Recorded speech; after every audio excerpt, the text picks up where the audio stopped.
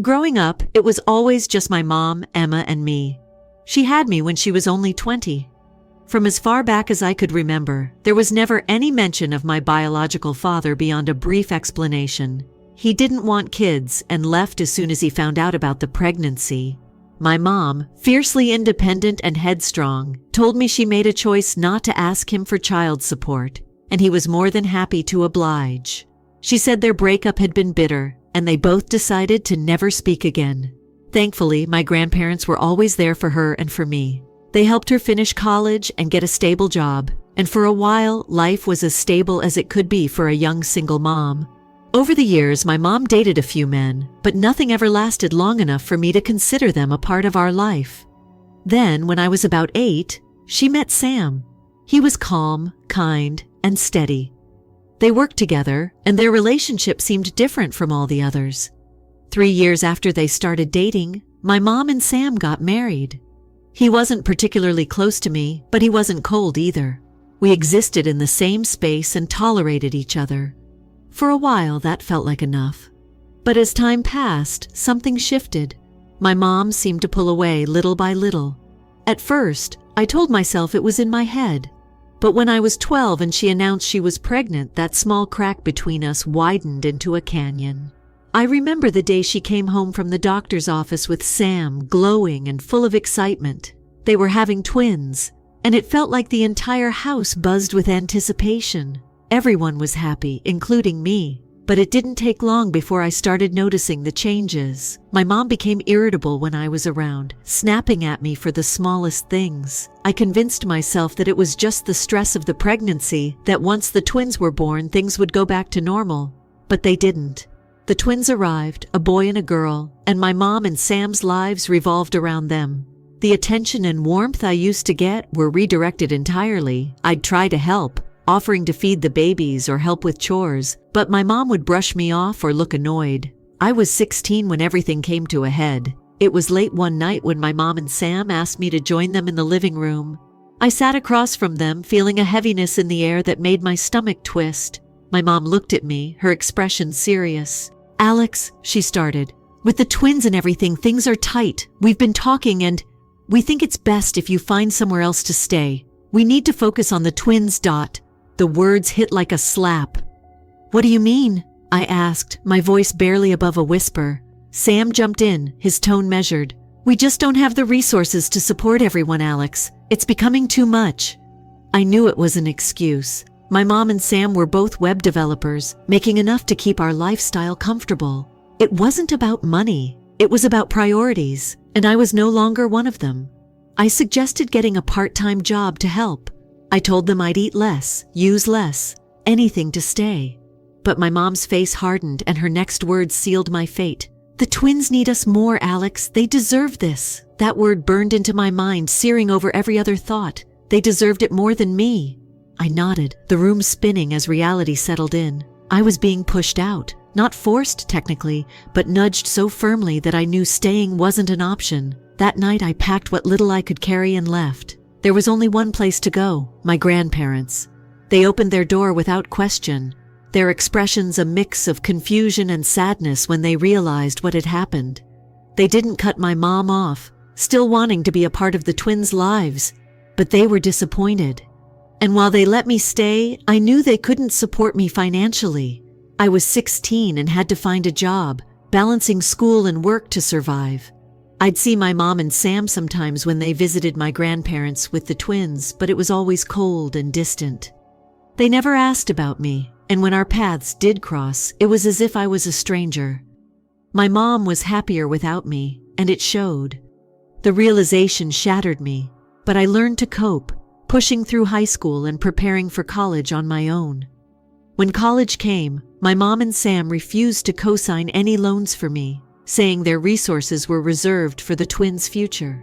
I understood then that I was completely on my own. One of my uncles stepped up and co-signed my loan with the agreement that I'd pay everything back myself. I worked every moment I could, studying and grinding to make ends meet, determined not to default on those loans and to build a life beyond what I'd been given.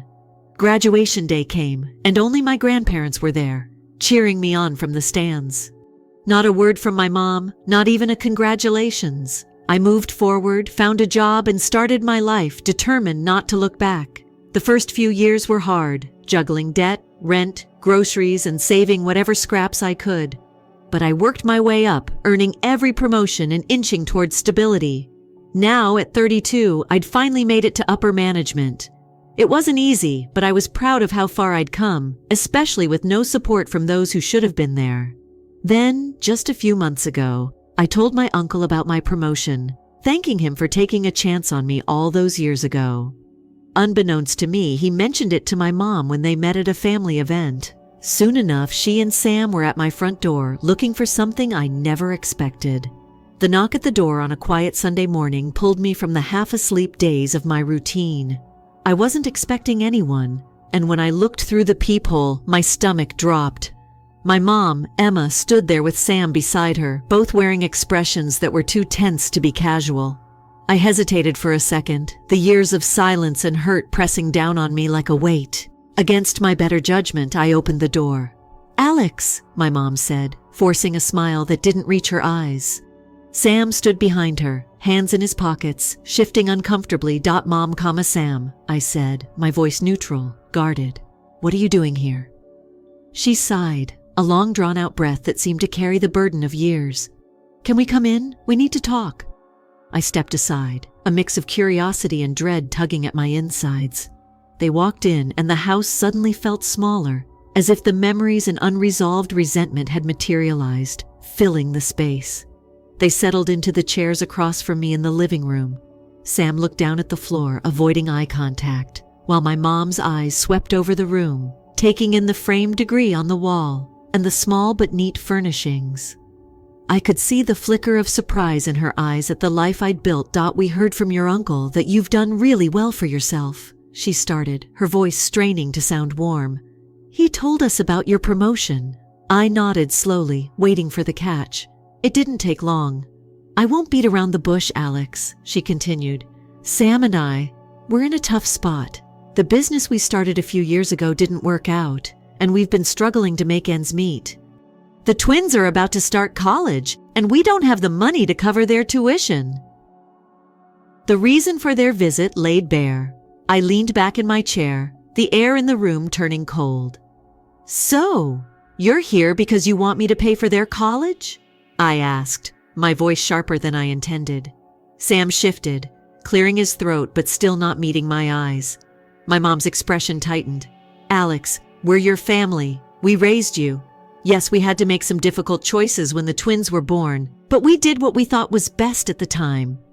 I felt a bitter laugh rise in my throat, but I swallowed it down. "You kicked me out, Mom. You said they deserved to stay with you more than I did. And now you expect me to help?" She opened her mouth to argue, but I wasn't done. "Do you know what it was like to be 16 and suddenly have to figure out where to go and how to survive? You never checked on me, not once. You were fine with me disappearing from your life." My mom's eyes flared with indignation. "We supported you when you were a child, Alex. I sacrificed so much to raise you on my own. Now just this once, I'm asking you to help. Your siblings need this. The audacity of her words stung. She spoke as if those years when she chose her new family over me didn't exist, as if my struggle to make it on my own was just a minor inconvenience, something I should forget because of what she did when I was too young to survive on my own. "No," I said firmly. "You made your choice back then. You chose them over me, and I accepted that. I never came to you asking for help. I worked through college on my own because you refused to co-sign my loan. I didn't expect anything from you then, and I don't owe you anything now." Sam finally spoke up, his voice low and defensive. "Alex, don't act like you're innocent here. You distanced yourself from us. You cut your mom out without trying to understand our side." I stood up, my patience snapping. "What side is there to understand, Sam? That you both decided I wasn't worth the effort? That I was expendable as soon as the twins were born? Don't try to twist this. I distanced myself because you pushed me out. The room fell silent. The only sound was the clock ticking on the wall. My mom's eyes glistened with unshed tears, but I couldn't tell if it was from guilt or frustration. "You're being selfish," she said, her voice trembling. "I thought I raised you to understand that family comes first. Family. I repeated, my voice flat. When have I ever been part of this family, Mom? You talk about sacrifice, but as soon as I became inconvenient, you pushed me aside. Now you're asking for my help, expecting me to forget everything you did. Well, I won't. The room felt too tight, suffocating. I took a breath, willing myself to stay calm. I need you both to leave, I said, my voice steady. I don't owe you anything, and I'm done being made to feel like I do, ... My mom stood, her face contorted with anger. You're just as heartless as you think we were, she spat. You'll regret this, Alex. I looked her in the eye, feeling the last of the guilt and doubt slip away. No, Mom, I don't think I will. Sam put a hand on her arm, urging her toward the door. She glared at me one last time before turning away. They left without another word, the echo of the door closing behind them a final resounding note. The silence that followed was heavy, but for the first time in a long while, it felt like freedom. The days after my mom and Sam showed up were surreal. I expected their visit to be the end of it, a last-ditch attempt that had failed. But my mom had other plans. The guilt campaign began slowly, almost subtle at first. I'd receive long emails detailing every sleepless night she'd spent when I was a baby and how she'd worked 2 jobs to keep us afloat. She reminded me of every sacrifice she claimed to have made, painting a picture of herself as the devoted mother who had given everything for her son. I ignored them at first, telling myself that engaging would only fuel her narrative.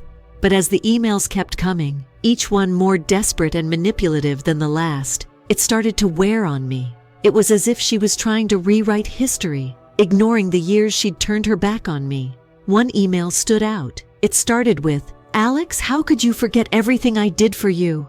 and ended with, "You are being ungrateful and cruel. This is not how I raised you." I stared at the words, the guilt creeping in despite everything.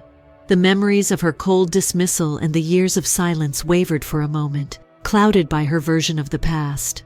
But then I remembered those first months after I'd been pushed out, the late nights working, the fear of failure gnawing at me as I juggled school and a job with no safety net.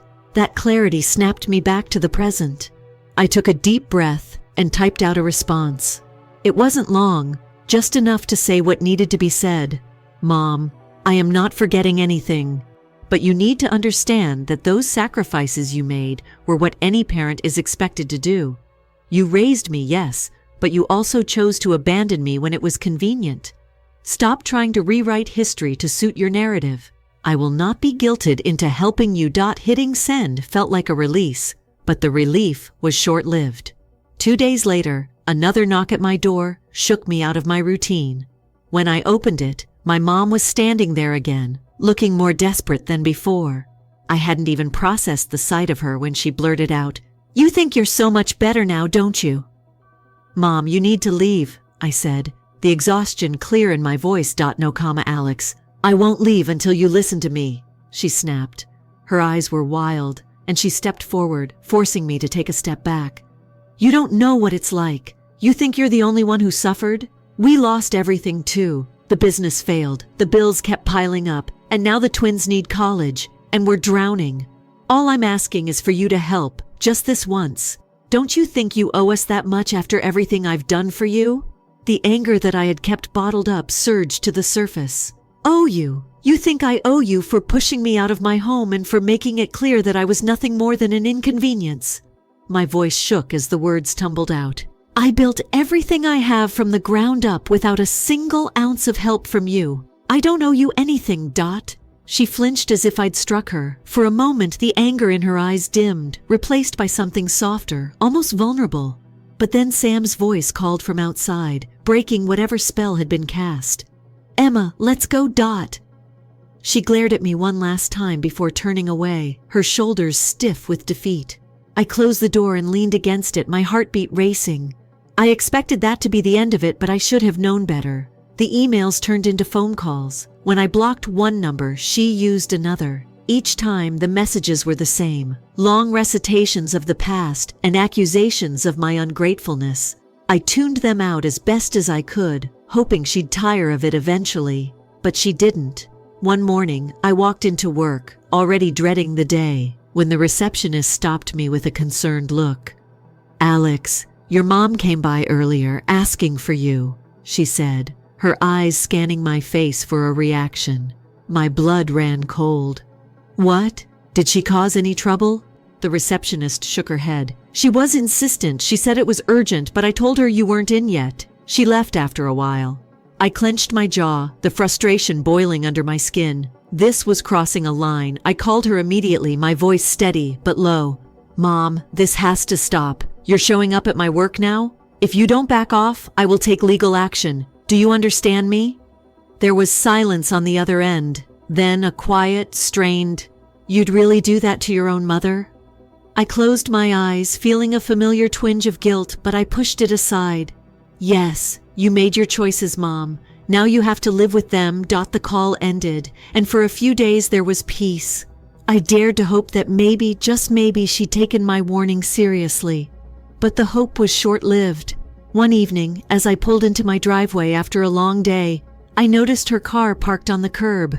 She was standing by my front door, arms crossed, eyes locked on mine as I stepped out of the car. Before I could react, she marched toward me, her voice rising. You don't get to shut me out, Alex. I won't let you make me the villain here. She was shaking, her fists clenched. Mom, go home, I said, keeping my distance. The tension snapped like a wire, and before I knew it, she lunged at me, hands grabbing at my shirt as she shouted accusations, her voice breaking with each word. I pushed her away, stunned and speechless, as my neighbor's porch light flicked on, and a voice called out, "Is everything okay?" The scene blurred as the police arrived, called by the concerned neighbor. My mother stood there, panting and wild-eyed, while I explained the situation to the officers. They took her away, not because I wanted it, but because she'd crossed the line into something unrecognizable. That night I sat on my couch, the silence pounding in my ears. The guilt, the anger, the exhaustion, it all blended into a numb ache. This was my mother, the woman who once held me when I was small, who sang lullabies when I couldn't sleep. Now she was someone who saw me as a lifeline, a source of rescue she believed she deserved. But I knew now that love wasn't enough to erase the past. Sometimes love wasn't even enough to bridge the chasm created by betrayal. The day after my mother's outburst felt like waking up from a bad dream, but the reality was still there, heavy and unavoidable. The police had taken her away for causing a disturbance, and though I hadn't pressed charges, it was enough to make my heart pound whenever I thought about it. The image of her wild eyes, the anger and desperation twisting her face, it was burned into my memory. I spent the morning talking to my lawyer, a steady-voiced man named Greg, who had seen enough family disputes to know how messy they could get. He listened as I recounted everything. The emails, the unannounced visits, the scene outside my house. This isn't just a matter of her being persistent, he said when I finished. It's harassment, Alex. You have every right to take action. The word harassment echoed in my mind, making the whole situation feel even heavier. I nodded, the reality settling in deeper. What can we do? I asked, my voice steady despite the knot in my stomach. We can file for a restraining order, Greg said. It'll legally bar her from contacting or approaching you. If she violates it, there will be serious consequences. I hesitated, the idea of taking legal action against my own mother feeling foreign, almost surreal. But then I remembered the emails, the scene at my work, and the way she lunged at me on my front lawn. This wasn't just persistence, it was obsession. It was her refusal to accept the boundaries I'd tried to set. Do it, I said finally. I can't live like this anymore. Filing for the restraining order felt like both a relief and a betrayal. I couldn't shake the guilt, even though I knew it was the right thing to do. My mother's voice played on a loop in my head, her accusations and pleas all tangled together. But guilt had driven too many of my decisions in the past, and I was done letting it dictate my life. A few days after the paperwork was filed, I sat at home in the quiet, trying to focus on anything other than the looming drama. My phone buzzed, breaking the silence. It was my grandmother, her voice soft but steady when I picked up. Alex, I heard about what happened, she said. There was no judgment in her tone, just concern. I quote, "I'm sorry it's come to this," I said, my throat tight. I didn't want things to get this far, but I can't keep living with her intrusions. I know, she replied. Your mother? She's always been stubborn.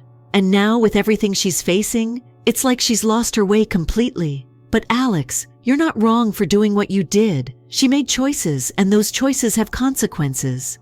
Hearing that from her eased some of the weight on my chest. My grandparents had always been the silent pillars holding up what little family structure remained, and knowing they supported me meant more than I could express. "She showed up at my work, Grandma," I said, the exhaustion in my voice clear. "I'm scared of what she'll do next." A pause and then, "We'll talk to her. Your grandfather and I have already decided that if she continues this, we won't stand by her. She's alienating everyone around her, and if she doesn't see that soon, she'll be truly alone. The conversation with my grandmother left me feeling steadier, but it was still a tightrope walk. The tension lingered, as if I were always waiting for the next shoe to drop, and drop it did. I came home late one evening to see my mother standing outside my door again. But this time, something in her posture was different. She looked tired, worn down to the bone.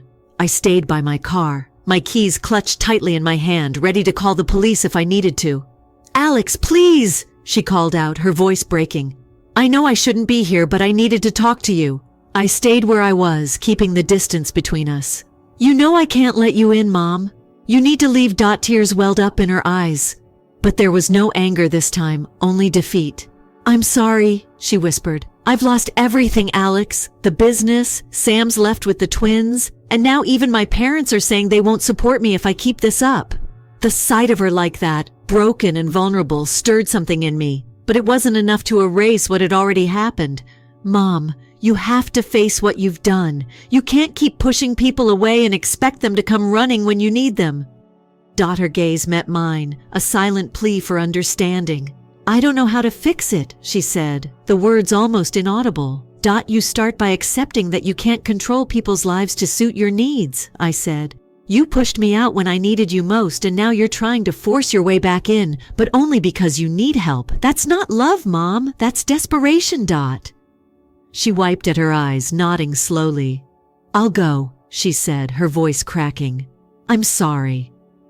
I watched as she walked back to her car, the sound of her footsteps fading into the night. The guilt didn't disappear, but it felt different this time, less like an anchor and more like a reminder of why I needed to protect myself. That night, I lay in bed staring at the ceiling, the silence thick around me. I didn't know if she would change or if this was just another chapter in a long history of regrets and missed chances. But I knew one thing for sure. I had finally drawn the line, and for once, I felt at peace with it. In the weeks following my mother's last visit, things began to settle, though not without echoes of the chaos she had left behind. The restraining order was in place, and even though it felt strange to have such a barrier